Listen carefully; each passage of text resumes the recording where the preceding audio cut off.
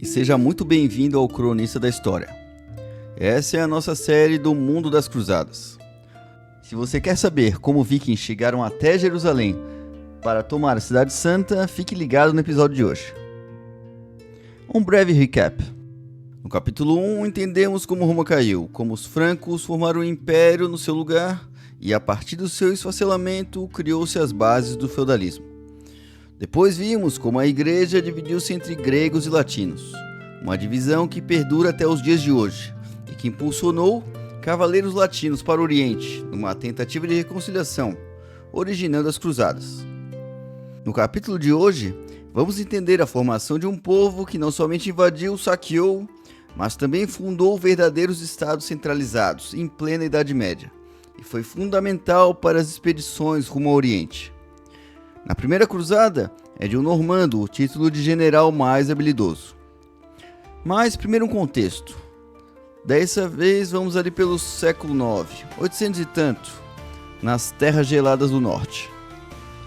Ainda é fruto de debate os motivos que levaram os vikings a desbravar o mundo, promovendo terror por boa parte da costa europeia cristianizada.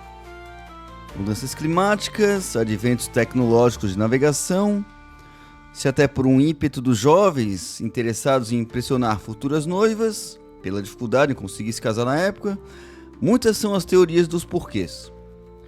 O fato é que as aventuras dos povos vikings, muito além de ser um excelente tema para filmes e séries, catalisou eventos que mudariam a história como conhecemos. Foram vikings que fundaram a dinastia dos Rus, que originou o Império Russo em Kiev, que hoje é a capital da Ucrânia.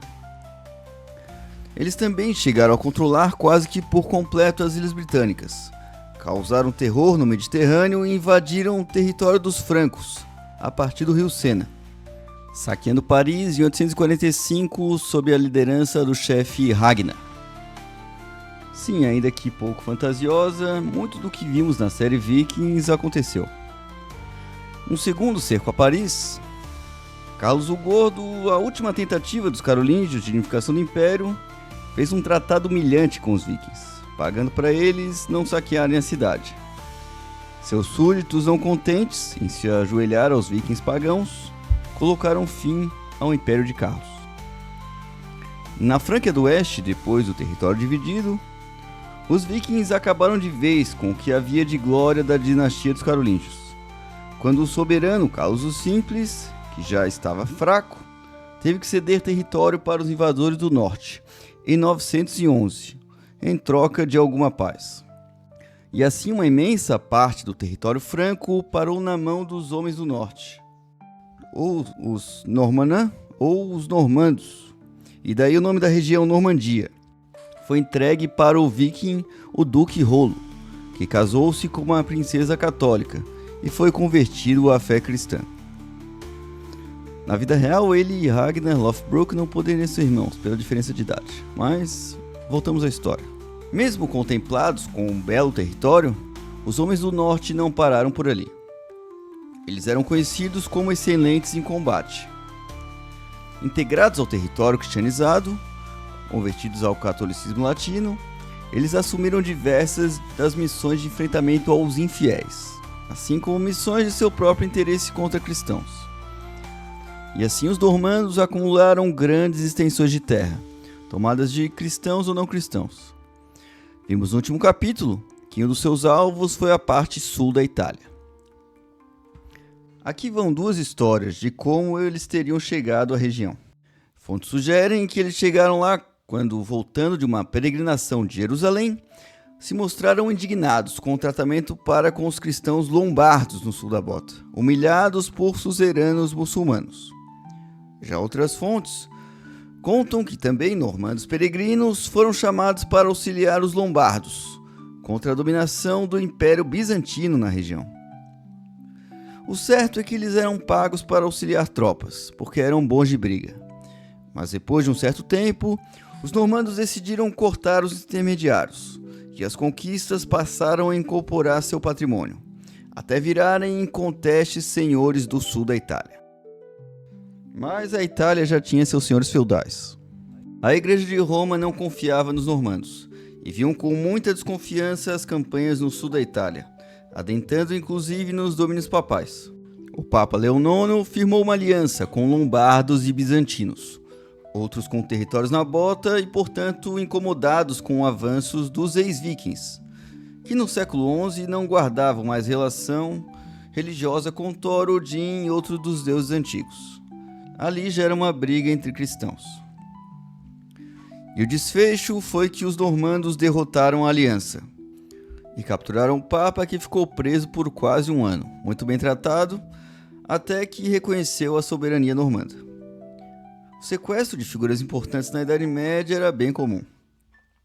O Papa foi liberado mais ou menos quando partia uma comitiva da Igreja de Roma em 1054 até Constantinopla, para definir os rumos das igrejas da Sicília, dominadas pelos normandos, que estavam impondo os ritos e a língua latina em igrejas tradicionalmente gregas. O Papa Leão IX, já em liberdade, morreu sem ver o show, que foi o Cisma do Oriente, em Constantinopla. Já vimos no nosso último capítulo que não acabou bem. Seria bem errado dizer que normandos dividiram a Igreja Católica para sempre, mas não descartemos a sua grande contribuição no episódio. Mas o sul da Itália não foi o único território conquistado pelos normandos no continente europeu. Também através das suas ligações com os sanguíneos vikings e um tanto de força militar, os normandos estabeleceram seu domínio mais poderoso exatamente na Inglaterra, com Guilherme o Conquistador em 1066. Lá ele arrumou a defesa contra invasões estrangeiras, consolidando como potência que viria a ser a Grã-Bretanha. De lá também surgiriam grandes guerreiros das cruzadas, como o célebre rei Ricardo Coração de Leão, que vamos ver mais pra frente na nossa série, na Terceira Cruzada. Agora voltemos à bota italiana, de onde sairia alguns navios rumo à Grécia, mais um território bizantino que os normandos estavam de olho. Os bizantinos ainda terão um capítulo especial na série, porque é seu pedido de ajuda que vai deflagrar as cruzadas. Antes disso, adiantamos que eles já estavam bem fracos, e não hesitavam em utilizar soldados mercenários. Como exemplo, o Império Bizantino foi apoiado por 7.000 turcos muçulmanos contra os cristãos normandos para retomar parte do território na Grécia, em 1082. Os normandos estavam dispostos a ampliar seus domínios. E contra o Império Bizantino, cristão também, por que não? Antes das cruzadas, portanto, eram turcos muçulmanos lutando por um imperador cristão ortodoxo contra o exército de cristão latino. Essas relações eram bem comuns durante a Idade Média. E a trama se complica mais. No último capítulo, vimos que o Papa Gregório VII tinha iniciado as suas reformas gregorianas e entrado em atrito com o mundo latino-cristão. Autoridades cristãs tinham que andar na linha, e a Igreja queria o poder de indicar seus próprios bispos nas comunidades cristãs. Tentemos olhar com os olhos do passado. No feudalismo, a fé era o centro de tudo, e as autoridades da Igreja tinham um enorme poder de influenciar decisões das pessoas. Os príncipes eram contra perder o direito de poder indicá-los, mas Gregório precisava moralizar a Igreja. E bispos muito próximos dos reis significava muito longe da Igreja. A crise chegou ao ápice quando o imperador sacro romano germânico entrou com exércitos na Itália e destituiu o Papa, que ficou preso no Castelo Sant'Angelo, até ser resgatado pelos protagonistas do nosso capítulo de hoje, os normandos. Isso em 1084. Os normandos estavam em alta com o papado. Em Roma, o imperador Henrique IV colocou outro papa, o antipapa Clemente, que não seria reconhecido oficialmente pela Igreja. A disputa entre Igreja e reis cristãos ficou conhecida como Questão das Investiduras e durou até 1122. De volta a 1084, na invasão normanda na Grécia, os normandos tiveram que recuar para o sul da Itália. Além de salvar o Papa, tiveram que afastar as tropas do imperador germânico, que estavam sendo pagas pelo imperador bizantino Aleixo. A essa altura, Aleixo tornara-se um grande inimigo dos normandos, Roberto Guiscardo e Bohemundo de Taranto, que comandaram a invasão normanda mal sucedida na Grécia. O que Aleixo menos queria era o normando entrando em seus portões. Mas agora entra uma questão interessante dessa nossa história. O Império Bizantino, depois dos ataques dos normandos e dos turcos, estava fraco. O Papa Urbano II, o grande seguidor de Gregório VII, poderia ajudar.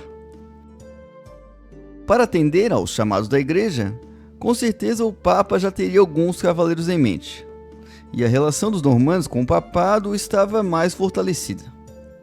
Mas os ressentimentos não somem tão rápido, e vão continuar para muito tempo entre normandos e bizantinos. Aleixo I não perdoaria fácil Boemundo de Taranto, que estava liderando os exércitos com seu pai das expedições.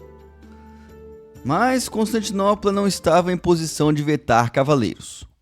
Os turcos seljúcidas estavam à sua porta. Aliás, quem são eles que fizeram o grandioso Império Bizantino clamar por ajuda? No próximo capítulo, vamos falar do mundo islâmico. Como o da Arábia Saudita, o profeta Mohammed unificou a península, e como os poderosos califados levaram o Islã, desde a Pérsia até a Espanha.